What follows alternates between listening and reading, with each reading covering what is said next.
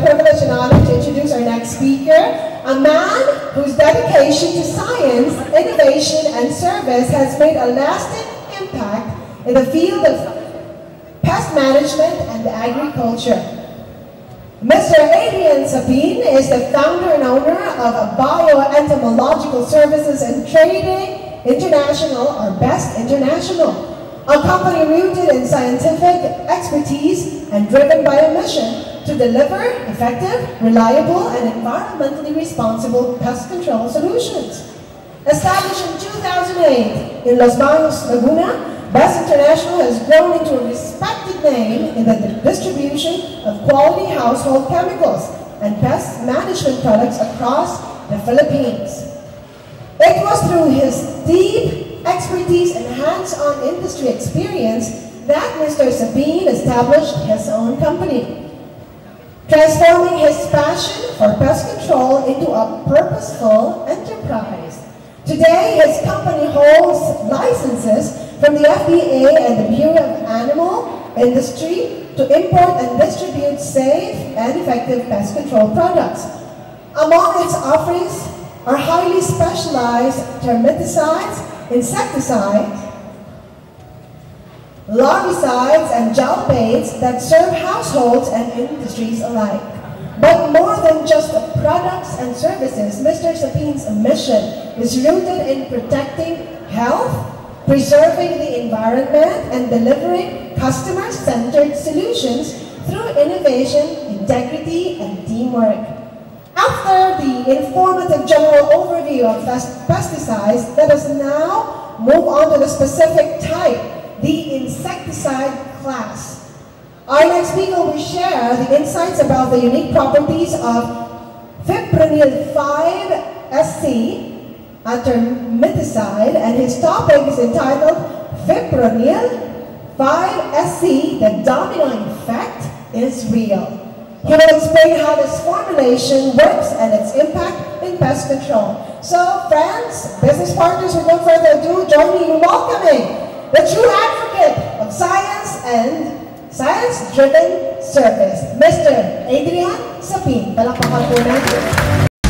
Gusto mo bang matuto ng agribusiness, crops, livestock and poultry, aquaculture, at ma-inspire sa mga success stories? Agribusiness, how it works! As a YouTube channel, Agribusiness features entrepreneurs, farmers, organizations, OFWs, investors.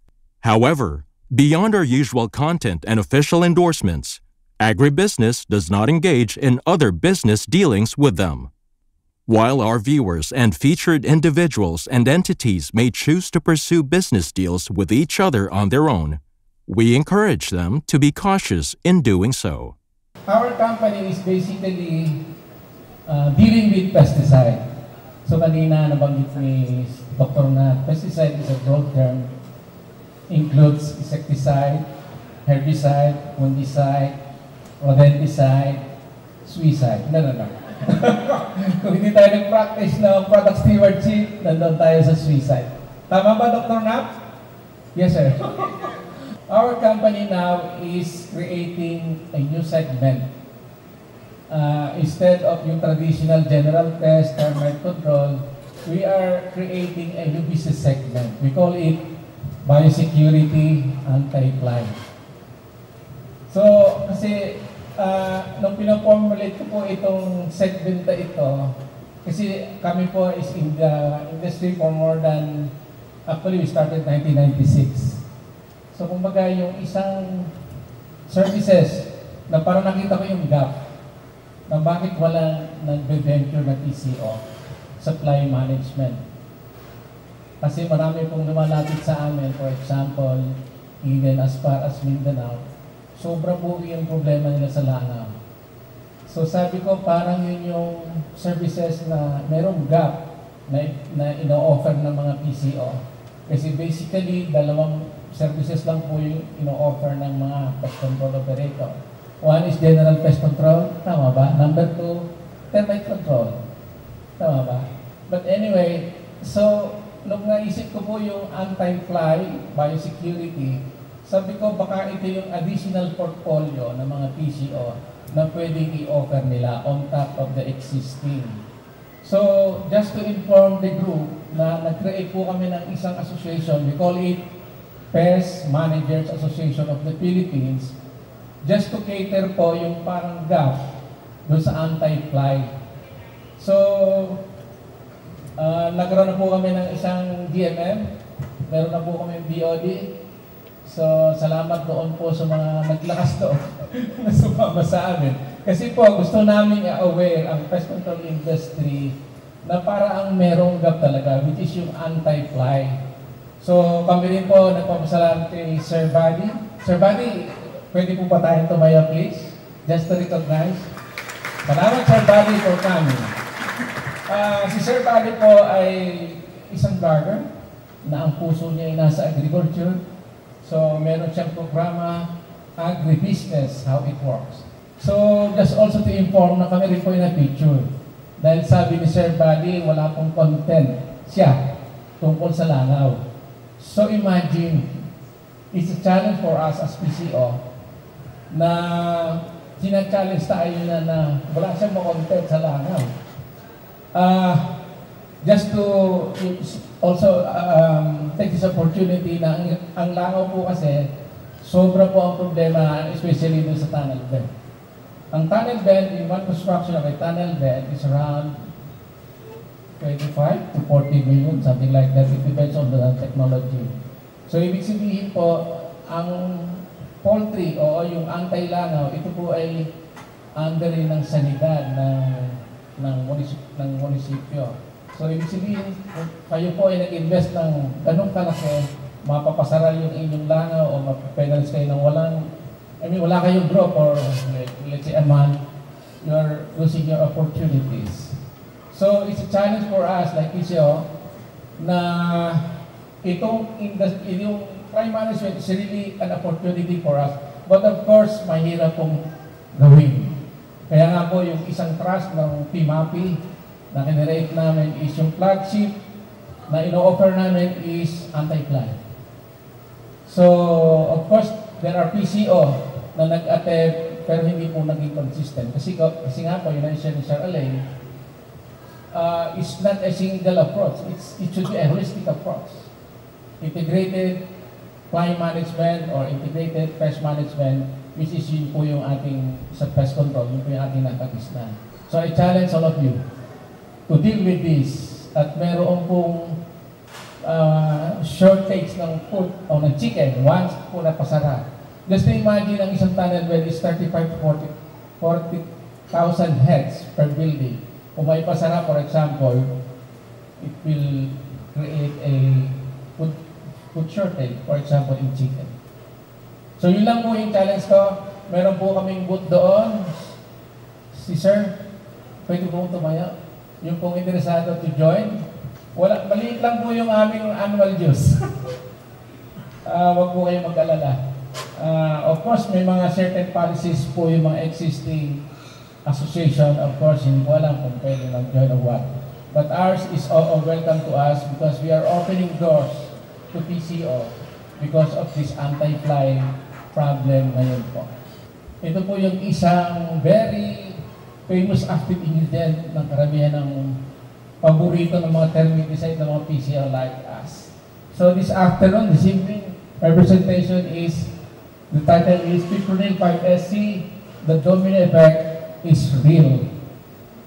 So, ano ba yung Fipronil 5SC? Fipronil 5SC is a broad spectrum insecticide that belongs to a penyl pyrazole group, and it is being used on a general pest like termites, roaches, ants, and so forth and so on. It's a very broad insecticide.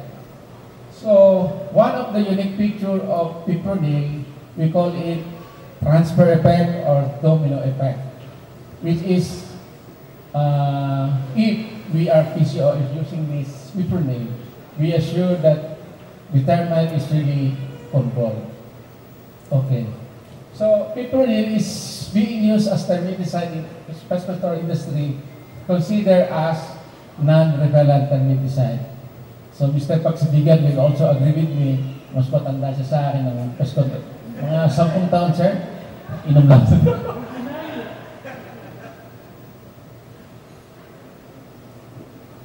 But anyway, dati po, nung ako yung nagtrabaho rin sa Rentokil yung tatay niya, boss ko, sa Rentokil.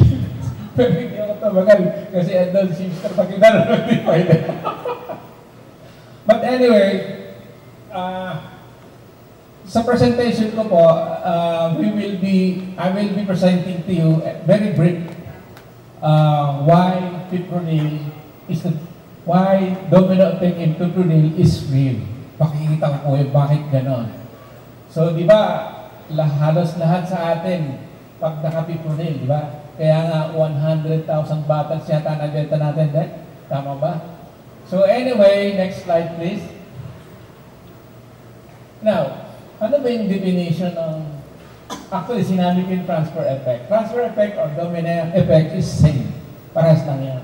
So, ano ba ito? It's ability of a termite to pick up fipronil from treated area, either in soil or in wood, then transfer it to other termites in the colony to various interaction. Next. Okay, paano ba ito na ita-transfer? So it's more on a behavioral. Anything, we call it social insect in entomology. Karamihan ng insect na nakakaroon ng transfer effect using the fipronil, ito ay na-transfer by body contacts, termites in close proximity, grooming, like for example, to be specific in termite, meron po itong grooming, naglilinisan po ito ng kapwa ng katawan, kapwa anay from one each other. Very biggest niya. So grooming, mutual grooming. Trophallaxis, ito po yung nagpapalitan ng pagkain via anal or oral. Ganun po yung isang behavior ng anay. And then, meron din po silang behavior na cannibalism. Alam po alam ng lahat, everybody will agree with me. Ang termite, meron itong king, queen, soldiers, worker. So, ang tawag namin dito is caste system. So, ano ba ang trabaho ng king? Alam ni Sir Vic ang trabaho ng king. Ha, Sir Vic? Ano po ito? Siya lang po yung nag-make sa buong colony. Queen, ang tawag namin is main reproducing machine. Workers, siya po yung nagpapakain sa colony. Soldiers, siya yung nagpoprotekta sa entire colony. Ayun po yung isa sa insekto na sinasabi namin na mayroong karakteristik ng transfer effect or domino effect. Kasi pesticide plus yung behavior, that's how pesticide works. Next, please. Siguro hindi kayo masyadong familiar doon sa arena test. It's a local testing on how to determine the transfer effect of the domino. Actually, we do the arena test on our domino 5SC just to prove to you na meron talaga siyang transfer effect. Kaya ang ating title is Domino Effect is Real. Actually, itong methodology ito is a patent methodology because it was developed by a Japanese company. Is Sumitomo, just to mention. Actually, ilan lang yung nakakaalam ng methodology ito. So, nung develop po namin yung domino just to prove to you na mayroong transfer effect, ito po yung methodology ginamit namin. Ito po ay kinonduct sa Grupo Bioresearch ng Lubang, Laguna. Is a local site kasi meron din po itong generic na ginagamit na methodology sa ibang country. But anyway, paano po ba ito ginawa? Ito yung mga materials na ginamit namin. 1 by 1 foot by 1 foot tempered glass, tas kinilit, tapos pine sand, alpha cellulose, familiar kayo sa alpha cellulose sa extravagant system. Ito po ay pagkain ng anay, ng alpha cellulose. Tapos gumamit din po dito ng worker termites, specifically yung Microceratops. And then, of course, yung testing materials, yung test materials, domino, at the rate of 1:100. Next slide, please. So this is, actually it's a video. Ito po yung sinasabi naming arena test. It is 1 by 1 foot. And then we introduce 50 micro serothermes. And then we put fipronil here. And then, ito po after 21 days, nakita po namin na nag-tunnel siya. Tinamaan po itong area. Pumunta siya doon sa alpha cellulose kasi kaya po siya gusto pumunta doon kasi may pagkain.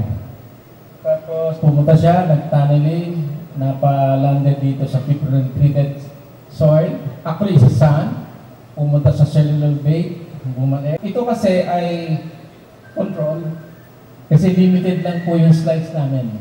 Kasi ito po ay Conunda 2012.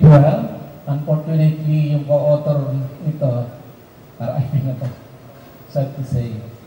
So siya po ay one of the scientists ng Shell Philippines. Siya po ang nag-create nitong domino effect or we call it arena test. Next slide please.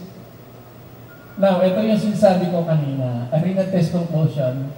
Within 72 hours, exposure to domino 5SC, the entire colony effectively controlled. So, pwede ba tayong pumalakpak dahil na alam natin yung fipronil is very good. So, next slide please. So, noong kami po ay nagre-register o nag-develop ng termiticide, nag-iisip po kami kung anong brand name na pwede i-incorporate doon sa transfer effect. So, kaya kami nakadevelop ng isang brand, Domino 5SC. Implying that it has a transfer effect. Maganda yung recall, madaling sabihin. So, the Domino 5SC was born September 30, 2012. So ibig sabihin, ang product line namin dito is Domino equals transfer effect equals what? Colony elimination. So, doon po sa mga Domino users, Domino patronates, we are also encouraging you to try our Domino because it's really, the transfer effect is real. Me, myself, and a former scientist who do the arena test is really amazed of the result being done. Ito po ay ginawa din namin sa ibang non-repellent termiticide, imidacloprid. I hope everybody also has experience of applying imidacloprid. Hindi po kaganon kabilis. I mean, ang nag-conduct din po kami ng test, sa arena test ng imidacloprid. But yung transfer effect niya is parang secondary lang, hindi katulad nito. So, conclusion is, Dominant 5SC, ulitin ko lang, transfer effect equals colony elimination. Parang termite bait on a liquid form. Parang ganun po. Next slide, please. So, ito po yung video ng product namin as part of the promotion. Please watch it, are please. incredibly efficient at consuming large amounts of wood. In their natural setting in the forest, the termites' function is essential to the breakdown of trees to soil. But, outside of their natural habitat, termites can wreak havoc, especially when attacking houses. A house is a family's single largest investment, and the presence of termites can be disastrous when introduced into a home's environment. As you see in this example, a home was treated with significant activity on termites by contact with treated soil. Also, the transfer of fipronil between termites has been confirmed through radio-labelled research trials. Effective termiticide applied to the soil that termites cannot detect. Termites tunnel into the treatment zone, make contact with the chemical, and then die as a result of that contact. There is also a secondary kill where treated soil particles are moved into the tunnels constructed by the colony and additional termites come in contact with the treated soil and are subsequently killed. Thank you very much. So yung pong nakita nyo kanina is actually a field test conducted in the US using fipronil also. on an actual house treatment. So yung amin po is also, we also proved na yung post-construction treatment using domino, parang ganun. Pero hindi ko na po yung pinakita. Ang pinakita ko lang po yung arena test kasi napakasimple lang na. So yung pong video na may transfer effect using Pipronil, you can also download it. Just to prove to you na yung Pipronil has also a transfer effect. Next slide please.